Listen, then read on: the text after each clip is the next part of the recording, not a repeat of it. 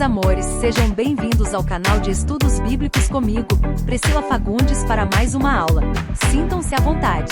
Peguem caderno, caneta e não se esqueçam de curtir e deixar seu comentário, ok? Estamos finalizando o especial sobre a Reforma Protestante de Martinho Lutero. Foi um prazer pesquisar e ensinar para vocês. Essa aula me deixou muito pensativa, e ciente que realmente a cultura pode sim distorcer o evangelho puro e simples da cruz. Falamos em 3 aulas que os atos de Jesus contradiziam a lei mosaica, mas por quê? Jesus afirmou frequentemente que não veio para abolir a lei, mas para cumpri-la. Certo dia, alguns fariseus e mestres da lei chegaram de Jerusalém para ver Jesus.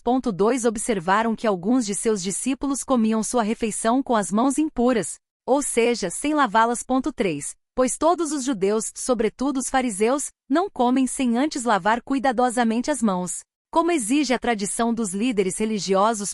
4 Quando chegam do mercado, não comem coisa alguma sem antes mergulhar as mãos em água. Essa é apenas uma das muitas tradições às quais se apegam, como a lavagem de copos, jarras e panelas. 5 Então os fariseus e mestres da lei lhe perguntaram: por que seus discípulos não seguem a tradição dos líderes religiosos? Eles comem sem antes realizar a cerimônia de lavar as mãos. 6 Jesus respondeu: hipócritas!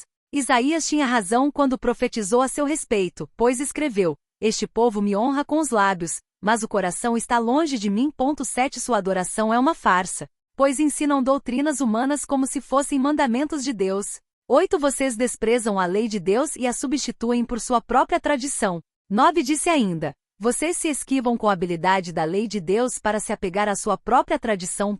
10 Por exemplo, Moisés deu esta lei: honre seu pai e sua mãe, e quem insultar seu pai ou sua mãe será executado. 11 Vocês, porém, ensinam que alguém pode dizer a seus pais: não posso ajudá-los.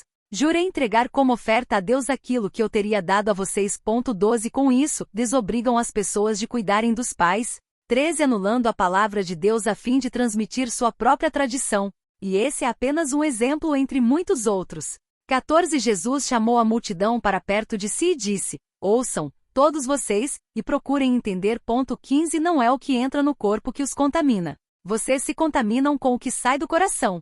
O problema não estava nas leis de Moisés, ou nos ensinamentos dos profetas, estavam na importância que se dava de uma forma mais intensa às tradições, do que a lei propriamente dita. Marcos 7, 14.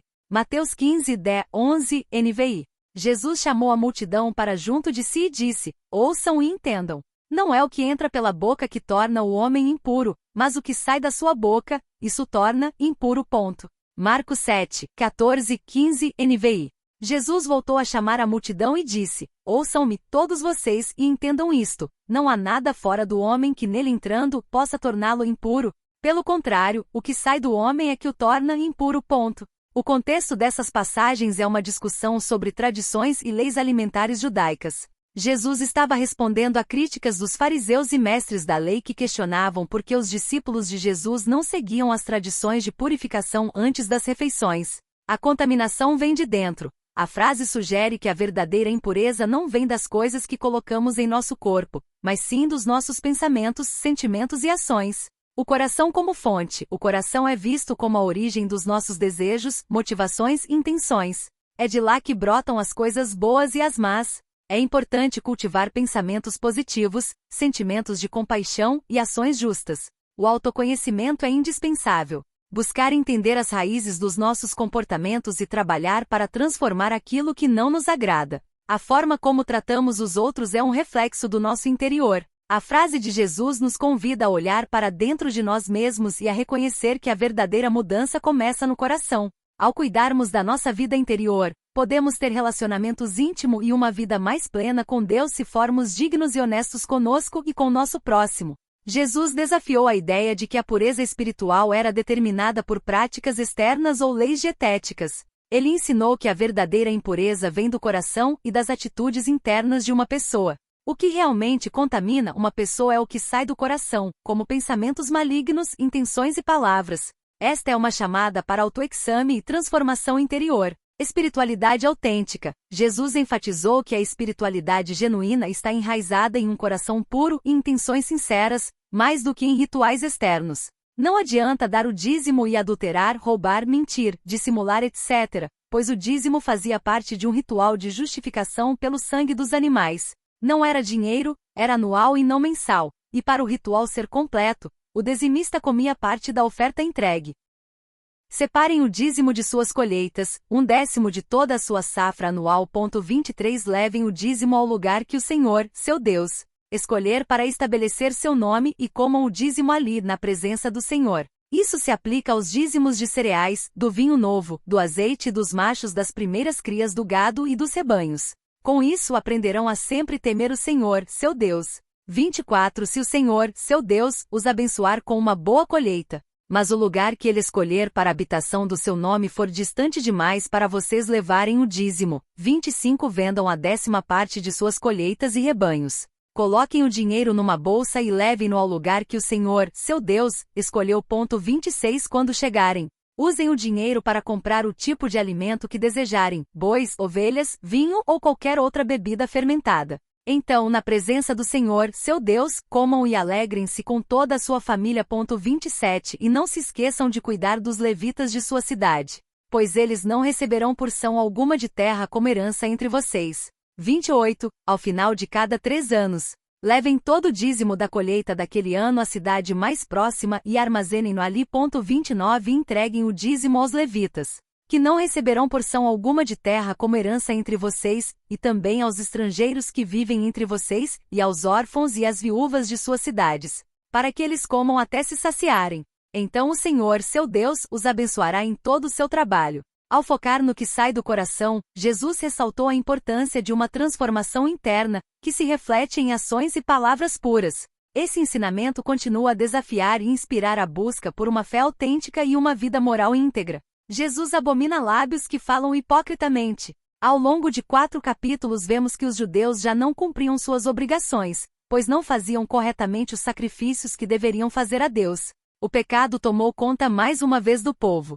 Alguns homens estavam sendo infiéis às esposas, a população não praticava o dízimo da forma certa e os sacrifícios estavam sendo feitos de forma inapropriada, com animais doentes, embora a lei exigisse animais saudáveis. Porém, havendo nele algum defeito, se for coxo, ou cego, ou tiver qualquer defeito, não o sacrificarás ao Senhor teu Deus. Deuteronômio 15:21. Além dos sacerdotes, o Senhor condena as atitudes do povo, que também não estavam fazendo os sacrifícios de forma correta. Os sacerdotes deveriam ser figuras que representassem conhecimento e obediência às leis, mas estavam sendo considerados maus exemplos para a população. Apesar dos pecados praticados, Malaquias deixa claro o amor de Deus pelo seu povo, lembrando-os da importância de seguir uma vida nos ensinamentos dele. O profeta mostra também que o mensageiro de Deus viria para preparar o caminho para o Messias. Portanto, neste livro podemos entender a forma como os judeus estavam vivendo, se afastando de Deus e cumprindo de forma errada os seus ensinamentos. Porém, o profeta Malaquias mostra o amor que Deus tem por todos e a importância de honrar ao Senhor. O Senhor dos Exércitos diz aos sacerdotes: o filho honra seu pai, e o servo respeita seu senhor. Se eu sou seu pai e seu senhor, onde estão a honra e o respeito que mereço? Vocês desprezam meu nome. Mas vocês perguntam: de que maneira desprezamos teu nome? 7 Vocês o desprezam oferecendo sacrifícios contaminados sobre meu altar. E vocês perguntam: de que maneira contaminamos os sacrifícios? Vocês os contaminam dizendo que a mesa do Senhor não merece respeito. 8 Acaso não é errado sacrificarem animais cegos? Não é errado oferecerem animais aleijados e doentes? Apresentem ofertas como essas a seu governador e vejam se ele ficará satisfeito e se agradará de vocês, diz o Senhor dos Exércitos. 9 Vão em frente, supliquem a Deus para que tenha compaixão de vocês. Mas por que ele atenderia, uma vez que apresentam esse tipo de oferta? Diz o Senhor dos Exércitos. 10 Quem dera um de vocês fechasse as portas do templo para que não se acendesse em vão o fogo do meu altar. Não me agrado de vocês, diz o Senhor dos Exércitos, e não aceitarei suas ofertas. 11 Contudo, meu nome é honrado de manhã até à noite por pessoas de outras nações. Em todo o mundo oferecem incenso e sacrifícios puros em minha honra, pois meu nome é grande entre as nações, diz o Senhor dos Exércitos. 12 Mas vocês, com suas ações, desonram meu nome. Ao trazer alimentos desprezíveis, declaram que não há nada de errado em contaminar a mesa do Senhor. 13 Dizem: é difícil demais servir ao Senhor, e desprezam minhas ordens, diz o Senhor dos Exércitos. Vocês trazem como ofertas animais roubados, aleijados e doentes. Acaso devo aceitar de suas mãos esse tipo de oferta, diz o Senhor. 14 Maldito seja o trapaceiro que promete um carneiro forte de seu rebanho, mas depois sacrifica ao Senhor um animal defeituoso. Pois eu sou o grande rei, diz o Senhor dos exércitos, e meu nome é temido entre as nações. Os sacerdotes se desviaram do propósito, os profetas são levantados, mas só é verdadeiro o chamado profético, quando são desprendidos de posições, e estão dispostos a perder tudo para que a verdadeira mensagem de Deus chegue aos seus eleitos.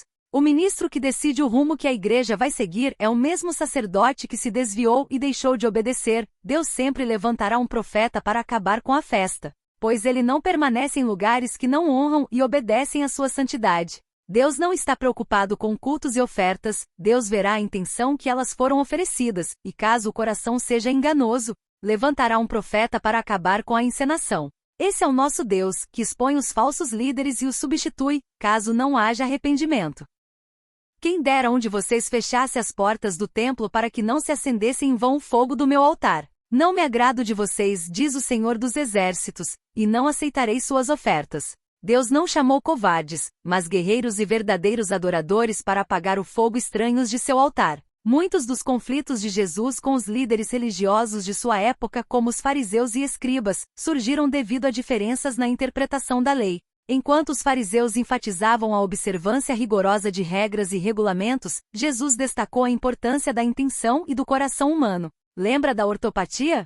Jesus traz uma bigorna para a graça, e essa bigorna desmascara a hipocrisia de quem tem segundas intenções com sua noiva. Eita, vai ficar pior se quiser sair, pare agora, pois depois desta aula você não será tomado por inocente. Jesus ampliou os mandamentos da lei mosaica. Por exemplo, no Sermão da Montanha, ele ensina que a ira e o desprezo pelos outros são equivalentes ao assassinato, e que olhar para alguém com desejo é equivalente ao adultério. Mateus 5, 21 e 22, 27 e 28. Os cabras eram profissionais na arte do engano, e sabe quem eram eles? Os sacerdotes.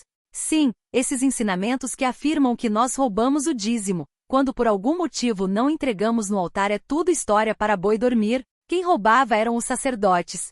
Quem deixavam suas mulheres da mocidade para casar-se com a novinha estrangeira, muitas vezes prostitutas cultuais, eram eles, os sacerdotes. Sabem por que eu amo Jesus? Porque ele confronta a carne e revela a intenção da alma. Eita! A máscara cai quando Jesus chega, e onde tem um servo verdadeiro comprometido com crer em um ambiente cheio de demônios, eles ficarão desorientados e manifestarão. Jesus também desafiou as normas de pureza ritualística ao interagir com os impuros, os marginalizados e os gentios. Ações que eram vistas como desobedientes às leis de pureza judaicas. No entanto, ele fez isso para demonstrar a compaixão e a inclusão de Deus. Mas tudo que é feito com amor deixa marcas, e o amor de Jesus marcou muita gente, e eu sou uma dessas pessoas. Na realidade, Jesus não estava contradizendo a lei mosaica. Ele estava revelando o verdadeiro espírito da lei e mostrando como ela deveria ser vivida em amor e verdade. A ortopatia sendo revelada através da ortodoxia e ortopraxia. Jesus veio para aprofundar e completar a compreensão da lei, não para anular suas prescrições. Jesus curou várias pessoas no sábado, o que era considerado uma violação das leis sabáticas que proibiam qualquer tipo de trabalho nesse dia. Ele era Senhor do sábado. No Monte da Transfiguração, as três autoridades das leis se reúnem, Moisés e Elias voltam para finalizar e entregar para Jesus o desfecho de seus ministérios. Jesus não revoga, Jesus reforma as leis em sua ressurreição. Enquanto vivo, ele cumpre tudo o que fora dito ao seu respeito, mas após sua morte o preço foi pago. Tetelestai. Mas, por que Jesus disse tetelestai? Tetelestai é uma palavra grega que significa está consumado ou está terminado. Jesus pronunciou essa palavra em João 19, 30. Enquanto estava na cruz, Jesus disse tetelestai, quando estava prestes a morrer na cruz. No contexto dos evangelhos, essa declaração é um anúncio de que sua missão terrena, especialmente seu sacrifício pela salvação da humanidade, havia sido cumprida. Este momento culminante foi o ponto final do seu sofrimento físico e espiritual. Dívida foi paga. A dívida mencionada se refere ao pecado da humanidade. Na teologia cristã, acredita-se que todos os seres humanos são pecadores e, portanto, estão separados de Deus. A dívida do pecado requer expiação para restaurar o relacionamento entre Deus e a humanidade. O sacrifício de Jesus na cruz é visto como o pagamento dessa dívida.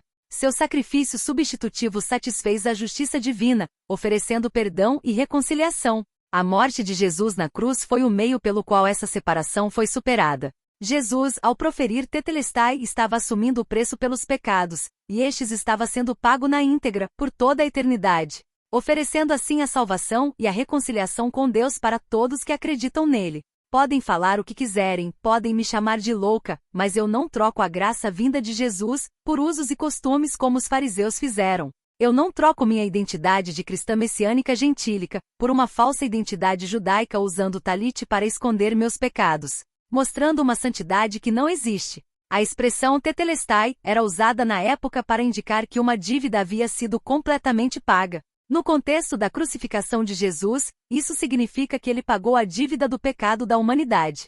Se Jesus pagou a dívida, quem é louco para obrigar seus eleitos a pagarem-na novamente? Só louco ou religioso para tal absurdo. Até Moisés e Elias voltam para prestar honras e consolar Jesus, próximo à expiação. O problema nunca foi o dinheiro, mas a intenção do coração. Quem dizima sabendo que não é obrigado, mesmo assim o faz, entendeu o que é honra. Mateus 5. 1:7. Eis dias depois, Jesus levou consigo Pedro e os dois irmãos, Tiago e João, até um monte alto. 2 Enquanto os três observavam, a aparência de Jesus foi transformada de tal modo que seu rosto brilhava como o sol e suas roupas se tornaram brancas como a luz. 3 De repente, Moisés e Elias apareceram e começaram a falar com Jesus. 4 Pedro exclamou: Senhor, é maravilhoso estarmos aqui. Se quiser, farei 3 tendas, uma será sua, uma de Moisés e outra de Elias. 5 Enquanto ele ainda falava, uma nuvem brilhante os cobriu, e uma voz que vinha da nuvem disse: Este é meu filho amado que me dá grande alegria. Ouçam-no. 6 Os discípulos ficaram aterrorizados e caíram com o rosto em terra. 7 Então Jesus veio e os tocou. Levantem-se, disse ele. Não tenham medo. 8 Quando levantaram os olhos, viram apenas Jesus. Para quem foi pago? A dívida foi paga a Deus. Deus é o justo juiz, e a ofensa do pecado é contra ele. Portanto, a consumação da dívida era necessária para a justiça de Deus. Jesus, ao se sacrificar, pagou essa dívida, oferecendo a redenção a todos os que nele creem. A declaração de Jesus, tetelestai, é um ponto crucial no cristianismo porque simboliza a consumação do plano de salvação de Deus, mostrando que a obra redentora foi completa e suficiente. Esse é o meu segredo para estudar a Bíblia. Estou sempre fazendo perguntas a ela, e o meu amigo, Espírito Santo sempre me responde, e depois das respostas, usa meus professores para confirmar. Sem mais delongas, abram suas Bíblias, como diz meu professor Rodrigo Silva, traga uma garrafa de água para perto. Pois se vocês acham que os assuntos anteriores foram sérios, este é muito mais relevante. E ele respondendo, disse-lhes: Bem profetizou Isaías acerca de vós, hipócritas, como está escrito: Este povo honra-me com os lábios, mas o seu coração está longe de mim. Em vão, porém, me honram, ensinando doutrinas que são mandamentos de homens. Porque, deixando o mandamento de Deus, retendes a tradição dos homens, como o lavar dos jarros e dos copos, e fazeis muitas outras coisas semelhantes a estas. Descrito em Marcos 7, 11. Essa frase é uma citação da Bíblia, encontrada em Isaías 29, 13 e repetida por Jesus em Mateus 15:08. Ela se refere a uma crítica de Deus ao povo que aparenta devoção e adoração, mas cujas ações e pensamentos não refletem um verdadeiro compromisso espiritual. Isaías 29, 13, NVI. O Senhor diz: Esse povo se aproxima de mim com a boca e me honra com os lábios, mas o seu coração está longe de mim. A adoração que me prestam é feita só de regras ensinadas por homens. Essa passagem sublinha a importância da sinceridade e autenticidade na fé. É um chamado para que as ações e o coração dos crentes estejam alinhados com suas palavras de louvor e adoração. Ela destaca que Deus valoriza a integridade e o verdadeiro compromisso acima das aparências externas de religiosidade. Isso levanta reflexões sobre como podemos viver uma fé genuína e congruente em todas as áreas da vida.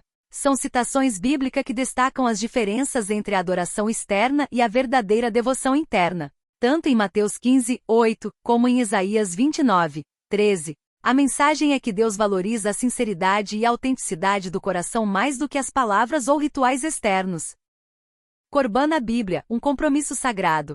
O que é Corban? Corban é um termo hebraico que significa oferta ou dádiva, e aparece na Bíblia em contextos religiosos judaicos. Na lei mosaica, Corban refere-se a ofertas ou sacrifícios feitos a Deus como forma de adoração e agradecimento. Essas ofertas podiam ser de diversos tipos, incluindo sacrifícios de animais e outras dádivas. A Bíblia cita as ofertas sagradas em diversas passagens, principalmente no Antigo Testamento, onde as leis e regulamentos a respeito dos cultos e sacrifícios eram detalhados. Alguns livros onde você pode encontrar mais informações sobre ofertas sagradas. Levítico. Este livro é dedicado principalmente às leis relativas ao sacerdócio, aos sacrifícios e à pureza ritual. Ele descreve em detalhes os tipos de ofertas, como deveriam ser preparadas e apresentadas, e os propósitos de cada uma. Números. Neste livro encontramos mais instruções sobre os sacrifícios e as ofertas, incluindo as ofertas relacionadas às festas religiosas. Êxodo. Aqui são apresentadas as instruções iniciais para a construção do tabernáculo e para os serviços sacerdotais, incluindo as ofertas que deveriam ser realizadas ali. Deuteronômio. Neste livro, Moisés relembra ao povo de Israel as leis divinas, incluindo as leis relacionadas aos sacrifícios e às ofertas. Tipos de ofertas. Existiam diversos tipos de ofertas, cada uma com seu propósito específico. Holocaustos. Ofertas totalmente consumidas pelo fogo, simbolizando a consagração total a Deus.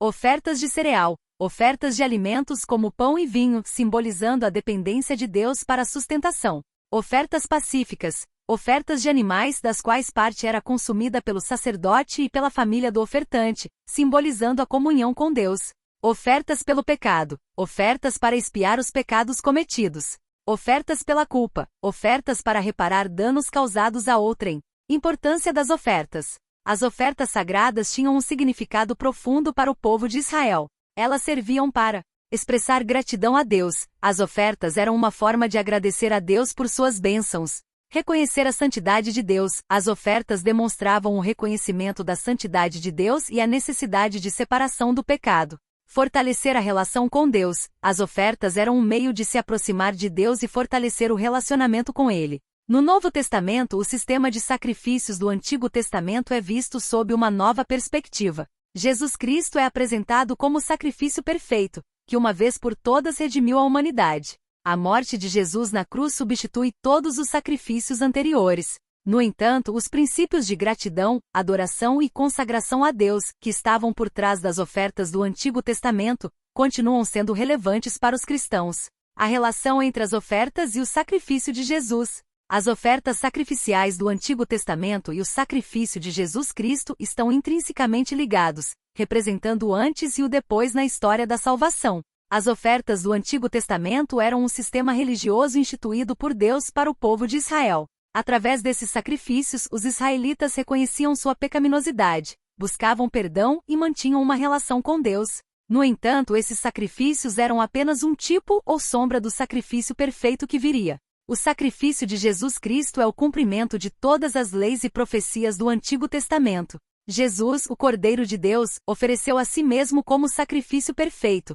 pagando a dívida do pecado da humanidade uma vez por todas. Seu sacrifício na cruz é superior a todos os sacrifícios animalescos, pois, para os cristãos hoje, embora não sejamos mais obrigados a oferecer sacrifícios animais, os princípios por trás das ofertas ainda são relevantes. A Igreja, como corpo de Cristo, oferece a Deus um sacrifício vivo de louvor e adoração. Nosso serviço a Deus e ao próximo é uma expressão de gratidão por sua graça. As ofertas do Antigo Testamento, embora parte de um sistema religioso antigo, nos ajudam a compreender melhor a profundidade do pecado e a beleza da graça de Deus revelada em Jesus Cristo. Diferenças entre os tipos de ofertas, rituais associados e teologia. As ofertas no Antigo Testamento eram um sistema complexo com diferentes tipos, cada um com suas especificidades e significados teológicos. Vamos explorar as principais diferenças. Tipos de ofertas e seus significados. Holocausto. Significado: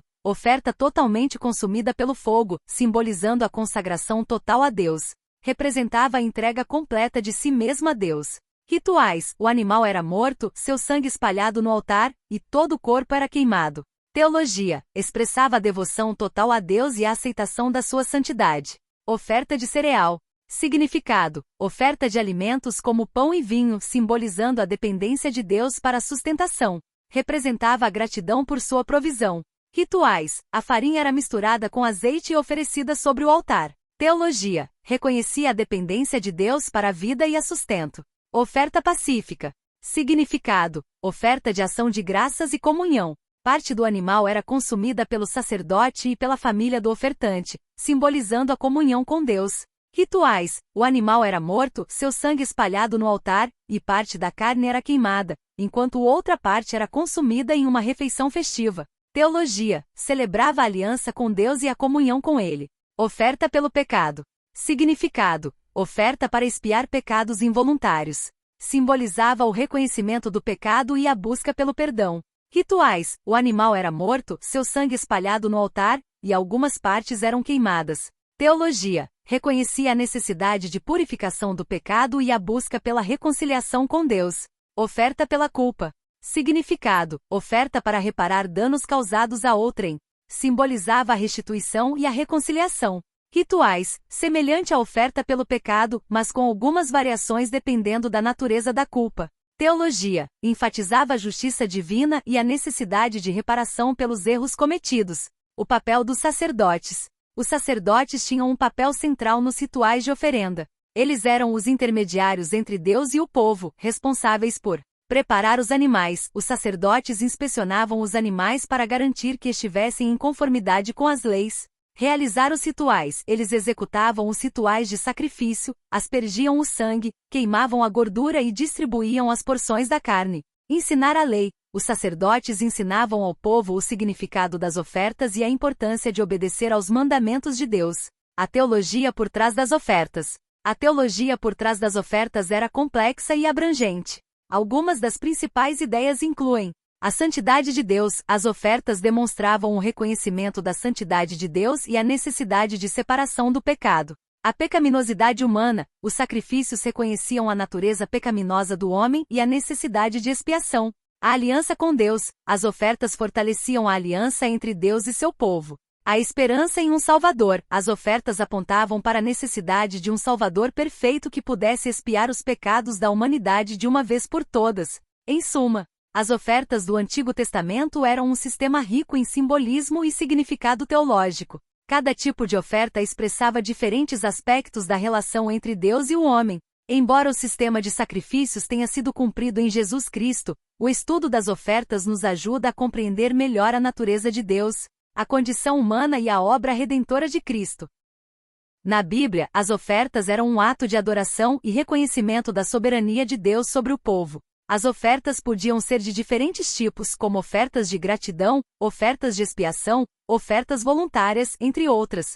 O Antigo Testamento descreve detalhadamente os procedimentos e significados das ofertas, enquanto no Novo Testamento Jesus é apresentado como o sacrifício final e perfeito que substitui todas as ofertas anteriores. É muito profundo, todavia Tetelestai resume tudo em uma só frase: está consumado. Todas as ofertas apontavam para Jesus, e quando ele veio, apenas seu primo João Batista, Simão e Ana o reconheceram. Lucas 2, 36-38. Enquanto os sacerdotes liam a respeito de Jesus todos os dias nas sinagogas, mas quando o Verbo se encarnou, o véu os impediu de vê-lo. E por que continuar com a matança de animais no templo, que perdurou 1200 anos, para cobrir o pecado do povo, se a oferta suficiente havia chegado?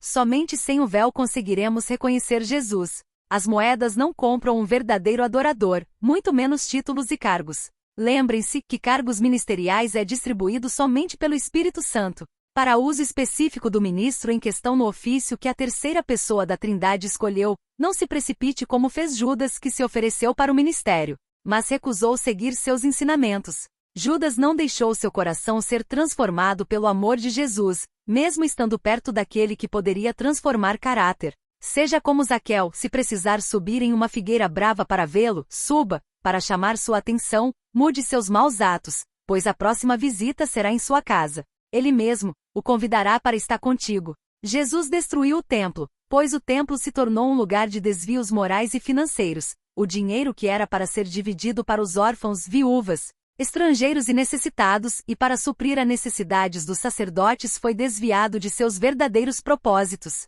Jesus proibiu o corbã, pois seus corações e intenções se voltaram para a ganância, tornando os sacerdotes corruptos, presunçosos, mentirosos e avarentos, um paradoxo. O ladrão Zaqueu virou um homem honesto e cheio de caráter ao se encontrar com Jesus, devolvendo tudo o que roubou, avultado de juros e acréscimos, enquanto dentro do templo, os sacerdotes se corrompiam roubando as ofertas e manipulando o corbã. Quem mais teria a autoridade para proibir e instituir, ou para condenar e perdoar pecados, ou até mesmo de transformar em ofertas voluntárias o que era obrigatório, expondo externamente o que não poderia enxergar internamente?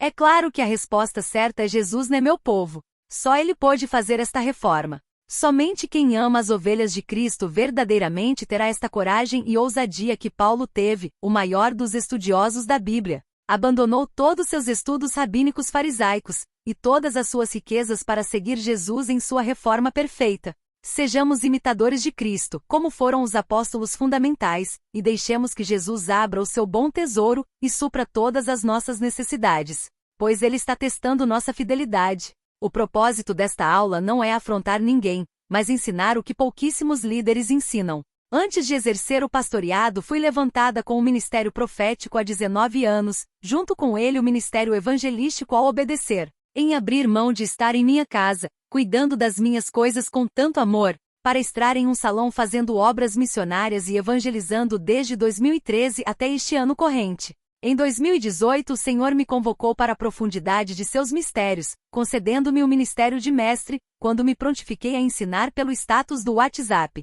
Não me iludo com cargos, nem me apego a ensinamentos que distorcem a verdadeira palavra para manter as portas de uma igreja aberta com mentiras e manipulações. Quem tem medo de pregar a verdade não conheceu o Verbo vivo encarnado que é Cristo. Ele é a verdade, é o Verbo, Ele é a palavra. E não irei trocá-lo por usos e costumes. Marcos 7, 11. Abram suas Bíblias, leiam, não parem de dizimar e ofertar, eu mesma nunca parei, tenho prazer em ajudar na obra de Deus, mas observem que finalidade têm tido as ofertas de suas mãos, esse é seu direito, descrito no livro de Deuteronômio 14.